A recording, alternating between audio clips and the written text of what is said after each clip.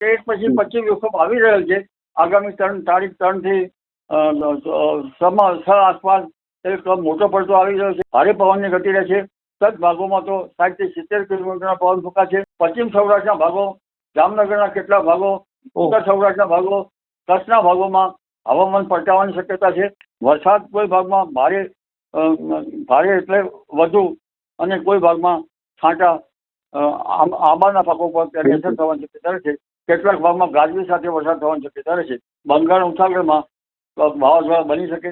કેટલાક વાવાઝોડા ખતરનાક પણ થઈ શકે. હાલ જોઈએ તો આજે 2 એપ્રિલનો દિવસ છે અને આમ જોઈએ તો રાજ્યમાં ભર ઉનાળાનો સમય છે. ખાસ કરીને આ સમયે તાપમાન છે તે ઊંચું હોવું જોઈએ, ગરમી ખૂબ પડવી જોઈએ, પરંતુ તેના બદલે રાજ્યમાં અત્યારે મિશ્ર વાતાવરણ જોવા મળી રહ્યું છે. કારણ કે વાતાવરણમાં થોડી ઠંડક પણ છે, સાથે જ વાદળછાયું વાતાવરણ પણ જોવા મળી રહ્યું છે. અનેક જગ્યાએ છે છૂટાછવાયા હળવા ઝાપટા પણ જોવા મળી રહ્યા છે. ત્યારે આ પ્રકારનું વાતાવરણ છે તેનું શું કારણ છે? આ સાથે જોઈએ તો આગામી સમયમાં શું કોઈ મોટા માવઠાની શક્યતાઓ છે કે કેમ? અને જો માવઠાની શક્યતાઓ છે તો તે કઈ તારીખથી છે માવઠાની શક્યતાઓ છે? ઉનાળામાં આ વર્ષે શું આ પ્રકારનું જ વાતાવરણ જોવા મળશે? ચોમાસામાં કેવું વાતાવરણ રહેશે? તે તમામને લઈને વાત કરવી છે. ત્યારે આપણી સાથે ગુજરાતના જાણીતા હવામાન નિષ્ણાંત અંબાલાલભાઈ પટેલ જોડાઈ ચુક્યા છે. તો આવો તેમની સાથે જ સીધી વાત કરીએ વાત ગુજરાતી પર. દાદા, વાત ગુજરાતીમાં આપનું ખૂબ ખૂબ સ્વાગત કરું છું. આભાર આપનો. વાત ગુજરાતીમાં. જી દાદા, શું કહેશો કે આમ જોઈએ તો અત્યારે ઉનાળાનો સમય છે, ગરમી ખૂબ પડવી જોઈએ, તાપમાન ઊંચું હોવું જોઈએ, તેના બદલે અત્યારે જોઈએ તો વાદળછાયું વાતાવરણ જોવા મળી રહ્યું છે. તો શું કારણ છે દાદા એનું? એનું મુખ્ય કારણ એ છે કે એક પછી પશ્ચિમ વિક્ષોભ આવી રહ્યો છે અને આ પશ્ચિમ વિક્ષોભમાં અરબ સાગરનો ભેજ સડસડાટ ઉપર પશ્ચિમ વિક્ષોભમાં મર્જ થઈ રહ્યો છે અને બંગાળ ઉપસાગરનો પણ કંઈક ભેજ આવી રહ્યો છે, જેના કારણે વાદળ વાયુ અને પવનની ગતિ વધુ રહી શકે છે. એટલે જેની ગતિ મુખ્ય જે છે એ વેસ્ટર્ન ડિસ્ટર્બન્સ છે. જી, તો દાદા જે રીતે વાત કરી કે જે પશ્ચિમી વિક્ષોભ છે તેના કારણે આ પ્રકારનું વાતાવરણ જોવા મળી રહ્યું છે, એક બાદ એક પશ્ચિમી વિક્ષોભ આવી રહ્યા છે. દાદા, આમ જોઈએ તો હવે શું કોઈ માવઠાની શક્યતાઓ છે અને છે તો ક્યારથી છે? આગામી તારીખ 3 સુધીમાં પશ્ચિમ સૌરાષ્ટ્રના ભાગો, જામનગરના કેટલાક ભાગો, ઉત્તર સૌરાષ્ટ્રના ભાગો, કચ્છના ભાગોમાં હવામાન પલટાવાની શક્યતા છે. ઉત્તર ગુજરાતના કેટલાક ભાગોમાં હવામાન પલટાવાની શક્યતા છે. એટલે આગામી તારીખ 3 થી 6 આસપાસ એક મોટો પડતો આવી રહ્યો છે. પરંતુ દેશના ઉત્તરીય પર્વતીય પ્રદેશોમાં ભારે પવનની ગતિ રહેશે. કચ્છ ભાગોમાં તો 60 થી 70 કિલોમીટરના પવન ફૂંકાશે. ગુજરાતના ભાગોમાં પણ 40 થી 50 કિલોમીટર ઝડપનો પવન ફૂંકાવાની શક્યતા રહેશે. સૌરાષ્ટ્રના અન્ય ભાગોમાં પણ પ્રી મોન્સૂન વરસાદ થવાની શક્યતા રહેશે. દક્ષિણ સૌરાષ્ટ્રના ભાગોમાં વરસાદ થવાની શક્યતા રહેશે. મધ્ય ગુજરાતના ભાગોમાં પણ પ્રી મોન્સૂન એક્ટિવિટીનો વરસાદ થવાની શક્યતા રહેશે. અને અમદાવાદ, ગાંધીનગરના ભાગોમાં પણ પ્રી મોન્સૂન એક્ટિવિટીનો વરસાદ થવાની શક્યતા રહેશે. પરંતુ ઉલ્લેખનીય છે કે આગામી 10 દિવસ ખેડૂત ભાઈઓએ હવામાન જોઈને પોતાના કૃષિ કાર્યો કરવા સારા રહે. આગામી તારીખ 10 સુધીમાં તો અમદાવાદ, ગાંધીનગરના ભાગોમાં પણ પ્રી મોન્સૂન એક્ટિવિટીનો વરસાદ થવાની શક્યતા રહેશે. એટલે હવે એક પછી એક પશ્ચિમ વિક્ષોભ આવી રહ્યા છે, જેના કારણે જે પ્રી મોન્સૂન એક્ટિવિટીના વરસાદની ગતિવિધિ થઈ રહી છે. દક્ષિણ ગુજરાતના ભાગોમાં પણ પ્રી મોન્સૂન એક્ટિવિટીનો વરસાદ થવાની શક્યતા રહેશે. જી. તો દાદા, જે રીતે તમે વાત કરી છે કે 3 તારીખથી લઈને 10 તારીખ સુધી રાજ્યના અનેક વિસ્તારોમાં જે રીતે માવઠાના વરસાદ વરસી શકે છે, તો દાદા વરસાદની તીવ્રતા કેવી હશે અને છૂટાછવાયા વિસ્તારોમાં હશે કે કોઈ ચોક્કસ વિસ્તારોમાં હશે? ખાસ કરીને અત્યારે પશ્ચિમ સૌરાષ્ટ્રના કેટલાક ભાગમાં વધુ વરસાદ થઈ શકવાની શક્યતા રહેશે અને કચ્છના ભાગમાં વધુ વરસાદ થઈ શકવાની શક્યતા રહેશે. બાકી ઉત્તર ગુજરાતના કેટલાક ભાગમાં વાદળવાળું કે ક્યાંક છાંટા થવાની પણ શક્યતા રહેશે. પરંતુ તારીખ 10મી સુધીમાં લગભગ મુંબઈના ઉપરના ભાગો, ગુજરાતના મહારાષ્ટ્રના સંલગ્ન ભાગોમાં અને લગભગ 10 તારીખ સુધીમાં દેશના અડધો અડધ ભાગમાં પ્રી મોન્સૂન એક્ટિવિટીનો વરસાદ થવાની શક્યતા રહેશે. વરસાદ કોઈ ભાગમાં ભારે એટલે વધુ અને કોઈ ભાગમાં છાંટા તો કોઈ ભાગમાં ઓછો વરસાદ અથવા તો વાદળવાયુ આવી શકે. પરંતુ પવનની ગતિ વધારે છે. લગભગ ઉત્તર ભારતના ભાગોમાં 60 થી 70 કિલોમીટર ઝડપનું પવન, દેશના કેટલાક ભાગમાં 60 થી 70 કિલોમીટરનું પવન ઝડપનું પવન અને ગુજરાતમાં 40 થી 50 કે તેથી ઉપરના પવનની ગતિ રહેવાની શક્યતા રહે છે. જેના કારણે આંબાના પાકો પર તેની અસર થવાની શક્યતા રહે છે અને બાગાયતી પાકો પર પણ તેની અસર થવાની શક્યતા થઈ શકે. જી. જી દાદા, કોઈ વિસ્તારમાં ભારે વરસાદની શક્યતાઓ છે? કારણ કે એટલા માટે જાણવું છે કે અનેક ખેડૂતો તે વિસ્તારમાં હોય તો તે ક્યાંક ને ક્યાંક જે સાવચેતીના પગલા જો લઈ શકાય એમ હોય તો તે લઈ શકે. તો કોઈ એવો વિસ્તાર છે જ્યાં ભારે વરસાદ થઈ શકે છે? ભારે વરસાદ અંગે વેસ્ટર્ન ડિસ્ટર્બન્સના અરબ સાગરના ભેજ કેવું ખેંચે છે તે ઉપર શકવાની શક્યતા રહે છે.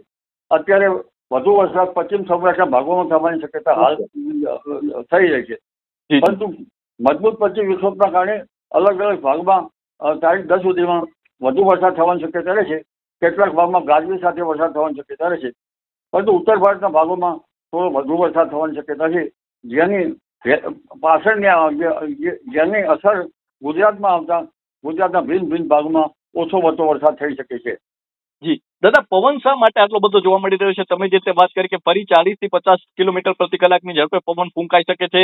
ગત જે 18 થી 20 તારીખ દરમિયાન જે માવઠું થયું હતું તેમાં પણ ભારે પવન જોવા મળ્યો હતો. તો ફરી જે પવનની શક્યતાઓ છે, તો શા માટે દાદા આટલો બધો પવન છે તે જોવા મળી રહ્યો છે?